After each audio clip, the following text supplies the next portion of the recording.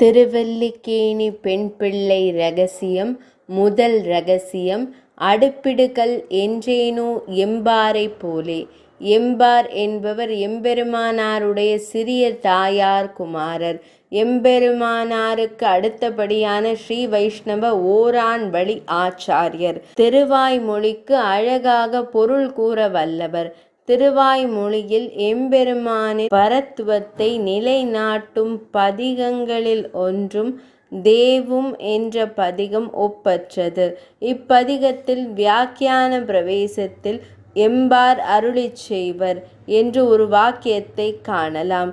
சகல வேத சாஸ்திரங்களையும் அறிந்து வைத்து பரத்துவம் இன்னது என்று அறுதியிட மாட்டாதே சேம்புக்கு கூறா சிற்றறிவாள் உண்டோ, நமக்கு உபாசியார் அல்லாதாருண்டோ என்று கண்டவிடமெங்கும் புக்கு தலை சாய்த்து தடுமாறி திரியான் நிற்க எம்பெருமானார் தரிசனத்தரில் எத்தனையேனும் கல்வி இல்லாத ஸ்திரீ பிராயரும் தேவதாந்திரங்களை அடுப்பிடுகல் லோபாதியாக நினைத்திருக்கிறது.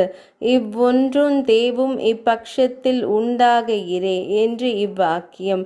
வேதம் முதலான சாஸ்திரங்கள் நாராயணரை ஒப்பில்லாத உயர்ந்த தெய்வமாக கூறினாலும் இதர தெய்வங்களையும் உயர்த்து பேசுவதாலேயே எது பரத்துவம் என்று சாஸ்திரங்கள் கொண்டு நிச்சயிப்பது கடினம். நாம் தாழ்ந்தவர்கள் ஆதலால் எல்லா தேவதைகளும் நமக்கு வணங்கத்தக்கவரே என்றே தோன்றும்.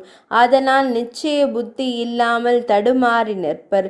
சாஸ்திர ஞானம் மட்டுமே உள்ள பலரும் எம்பெருமானார் தரிசனத்தை சேர்ந்தவருக்கு திருவாய்மொழியில் இப்பதிகம் நிச்சய புக்தி அளிப்பதால் சாஸ்திரங் கற்காத பேதைகளுக்கும் நாராயணரே பரம்பொருள், அவனை ஒழிந்த மற்ற தெய்வங்கள் அடுப்பிடுகல் போன்று வணங்கத்தக்கவர் அல்லர் என்ற ஆழ்ந்த நம்பிக்கை உண்டு என்பது கருத்து.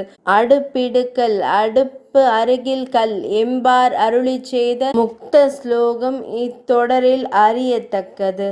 தருணீகிருத்த விருஞ்சாதி நிரங்குச விபூதியக ராமானுஜ பதாம்போஜ சமாஸ்ரயண சாலினக. எம்பெருமானார் திருவடி தாமரைகளை ஆசிரித்தவர்கள் பிரம்மாதி தேவதைகளையும் அவர்களுடைய ஐஸ்வர்யங்களையும் புல்லென மதித்திருப்பர் என்றபடி தேவதாந்திர விஷயத்தில் இப்படிப்பட்ட நிச்சய புத்தி வேண்டும் என்பதை வலியுறுத்துகிறது இந்த வார்த்தை.